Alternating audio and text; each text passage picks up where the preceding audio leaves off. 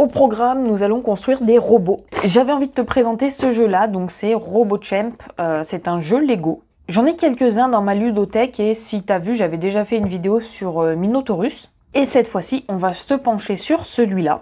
Donc ça se joue de 2 à 3 joueurs, c'est pour 6 ans et plus et les parties durent en moyenne un quart d'heure. Donc on va découvrir l'intérieur de la boîte. Alors j'ai joué déjà plusieurs fois, donc le matériel est monté. Mais comme dans tout jeu Lego, normalement, tu as les pièces et le dé en fait qui est défait. Les pièces sont vraiment en fait à monter, c'est ça les trucs sympas dans les jeux Lego. Bon, le livret de règles évidemment pour apprendre à jouer, mais on n'a pas besoin.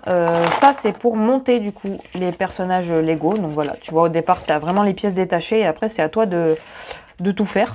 Ce jeu-là est court et rapide à mettre en place et c'est ça qui est chouette. Donc je vais te présenter le matériel.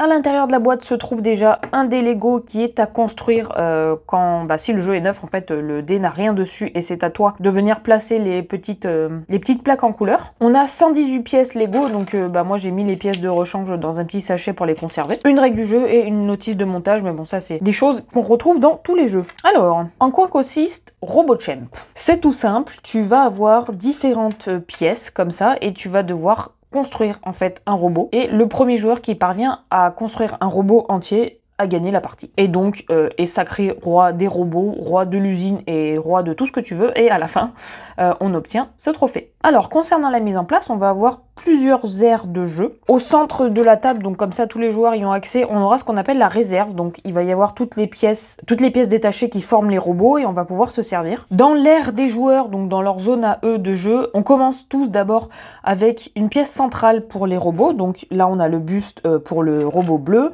On a ensuite le buste pour le robot rouge ici et le buste du robot vert ici. À tour de rôle, les joueurs vont lancer le dé et en fonction de la phase qui va sortir, ils vont réaliser une action qui va faire qu'ils vont pouvoir compléter leur robot, échanger des pièces, voler des pièces à d'autres joueurs, déconstruire, construire, etc. Pour au final arriver à des robots entiers. Le plus jeune joueur va commencer la partie et il va lancer le dé Lego. Bon, ensuite ça continue dans le sens des aiguilles d'une montre, c'est un jeu classique. T'as 4 cas de figure en fonction de ce qu'on obtient sur le dé. T'as des éléments de couleur, t'as la plaque blanche, t'as une possibilité d'échange d'éléments. Avec la face noire, tu peux shipper une pièce à un autre joueur. Donc les éléments de couleur, déjà ça sera la face verte, la face rouge et la face bleue. Et puis la face, c'est tout.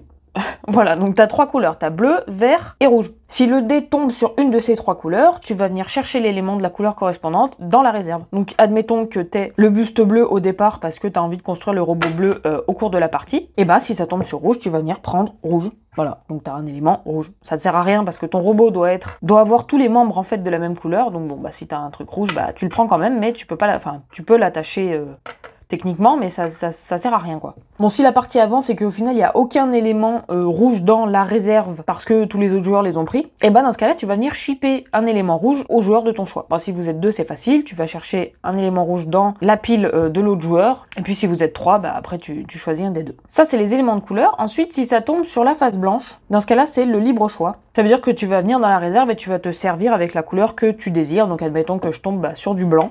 Moi comme j'ai envie de construire mon robot, dans ce cas-là je vais récupérer la tête bleue du robot. Voilà, par exemple. Et hop, je l'attache. Donc soit je le mets sur mon robot si la couleur est bonne, soit je la garde dans ma propre... je garde la pièce récupérée dans ma propre réserve et la partie continue. Troisième cas de figure, c'est l'échange d'éléments. Donc dans ce cas-là, on va échanger l'élément de notre choix avec un autre élément du joueur de notre choix également. Donc c'est nous qui décidons quel élément est échangé. Si je désire par exemple obtenir un élément bleu, je peux très bien faire échange avec l'autre joueur ou je choisis une des couleurs qui sont là. Et enfin, dernier cas de figure, c'est le vol. Donc comme son nom l'indique, le vol, ça veut dire que on va aller se servir chez un adversaire ou directement dans la réserve. Et là, on va prendre en fait l'élément qu'on veut. C'est un peu comme le libre choix, sauf que là, on a la possibilité en plus d'aller chercher un élément chez le joueur qui a celui qu'on veut. Au final, les tours passent et on finit par construire nos robots qui ressemblent à ça.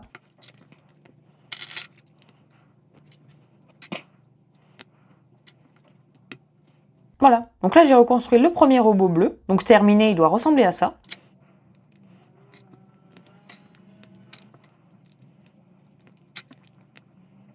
Le second robot, le rouge, ressemble à ça. Alors le truc qui est bien en plus, c'est qu'ils peuvent tenir debout. Voilà. Ça, c'est sympa. Et le dernier robot.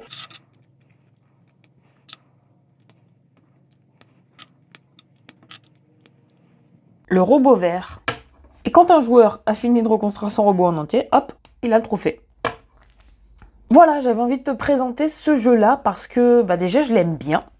Je te remercie pour ton visionnage. Je te souhaite un bon dimanche et un bon week-end.